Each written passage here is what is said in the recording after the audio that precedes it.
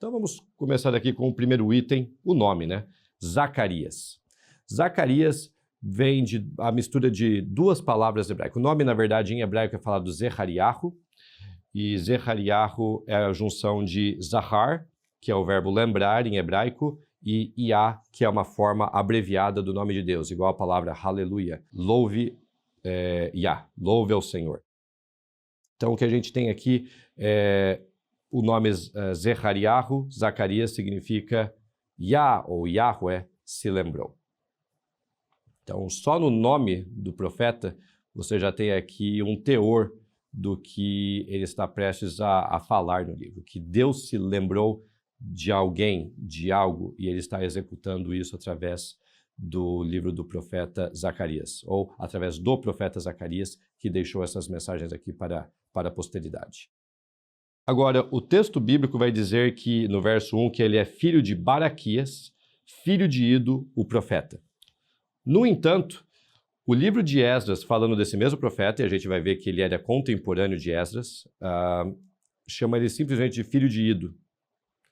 Então, no livro de Zacarias, Ido é o avô de Zacarias, enquanto que em Esdras ele é o pai de Zacarias, né? Filho de Ido.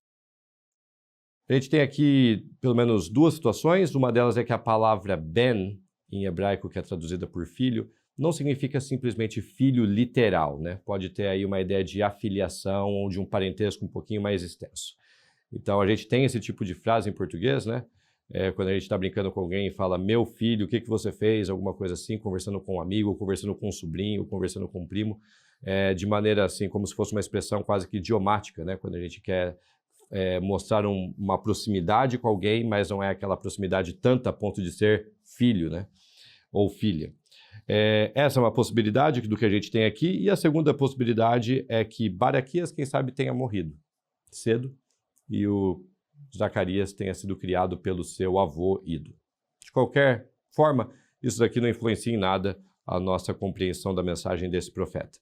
E também, e aqui eu quero fazer aqui um parênteses, esse tipo de situação que você vê na Bíblia, onde uma informação parece que não bate com a outra, não deveria nos deixar assustados ou preocupados. Isso porque a gente precisa lembrar que a Bíblia, ao mesmo tempo que ela é tida por nós cristãos como palavra de Deus, ela não é um livro exatamente ditado por Deus, onde cada palavra veio da boca de Deus. Deus inspirou profetas, o pensamento desses profetas, e eles escreveram. Mas esses profetas podiam sofrer esquecimento? Podiam esquecer uma referência cronológica? Podiam, e esqueceram. Existem algumas passagens, principalmente do livro de Crônicas e Reis, falando do mesmo evento, que elas não batem, porque parece que o autor de Crônicas, e vice-versa, o autor de Reis, se esquecem de um detalhe ou de outro cronológico. E a mesma coisa com geografia, a mesma coisa em genealogias.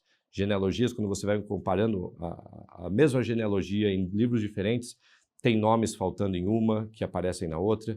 Então, isso tudo para mostrar que a inspiração divina ocorre no pensamento do autor, não naquelas palavras, não foram ditadas pelo próprio Deus para o autor. Então, vamos fechar esse parênteses e ficar com o coração tranquilo que não existe nada que desabone a mensagem do profeta Zacarias, simplesmente por ele não estar aqui as informações estarem batendo. No capítulo 2, 4 desse livro, ele é chamado de jovem, e ali é a palavra hebraica Naar, e Naar é um rapazinho, bem novo, o que nos faz pensar que esse Zacarias era bem novinho quando os judeus voltaram de Babilônia, ali por volta do ano 538, 539 a.C., né? Esse nosso profeta, assim como outros que nós já conversamos, ele tem um pedigree sacerdotal. Essa origem, esse background, como a gente usa essa palavra no estudo da Bíblia, esse contexto pessoal da história do profeta Zacarias ajuda a gente a entender alguns tópicos da mensagem dele, como, por exemplo, a preocupação dele com a reconstrução do templo, a remoção de impurezas pecaminosas de um sumo sacerdote e também de toda a terra, né? Então, ele parece estar muito preocupado com esses tópicos aqui.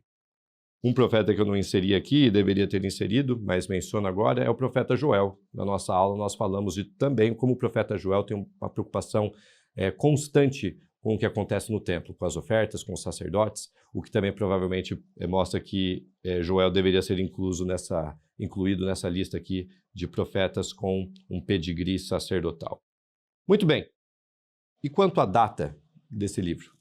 Bom, o que a gente tem agora é que o livro de Zacarias nos oferece algumas datas que ajudam a gente a situar esse livro cronologicamente na história. E aqui eu tenho duas. O livro começa com 8 visões, do capítulo 1 até o capítulo 6, e essas 8 visões ocorreram em uma noite.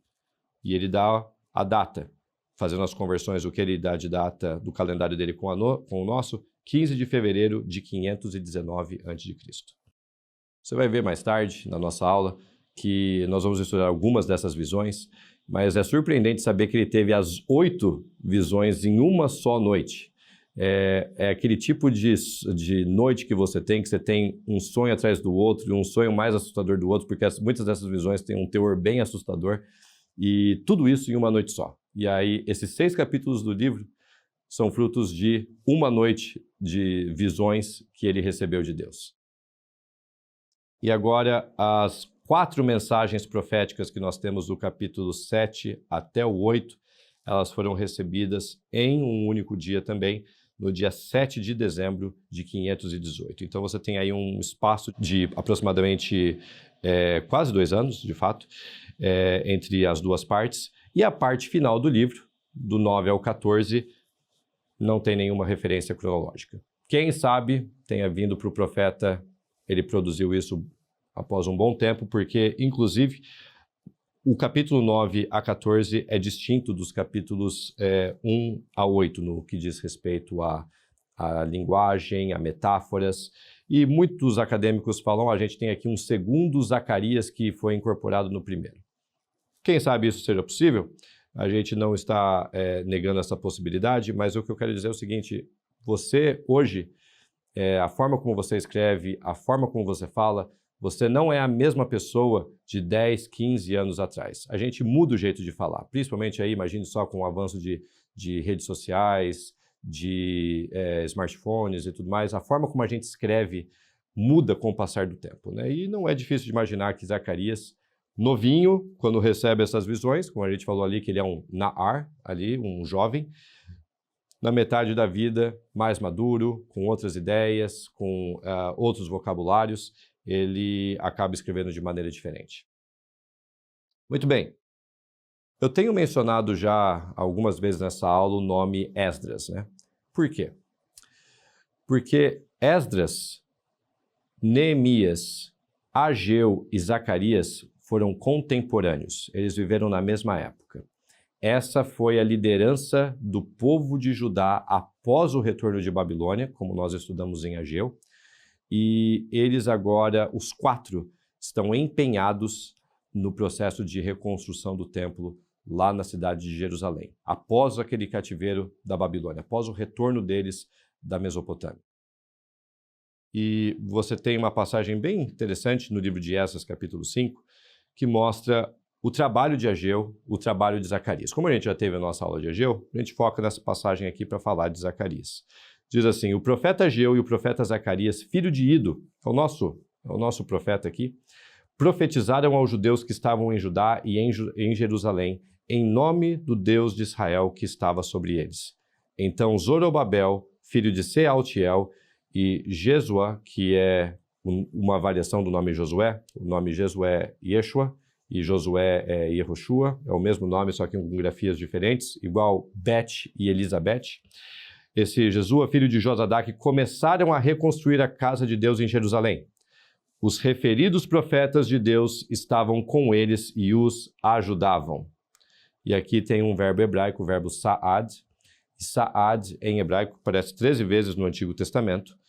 Tem o sentido de sustentar. É o verbo usado, inclusive, para aquele sustento que vem do pão, né? Quando você come um pão e ganha sustento, usa-se o verbo sa'ad. Então, o que esses profetas estão fazendo? Tanto Ageu e como Zacarias, eles estão ali proporcionando sustento, eles são sendo como se fosse uma base, um alicerce firme sobre o qual o povo e a liderança, o povo de Judá e a liderança política, Zorobabel, e a liderança espiritual, o sacerdote Josué, pudessem continuar o seu trabalho, né?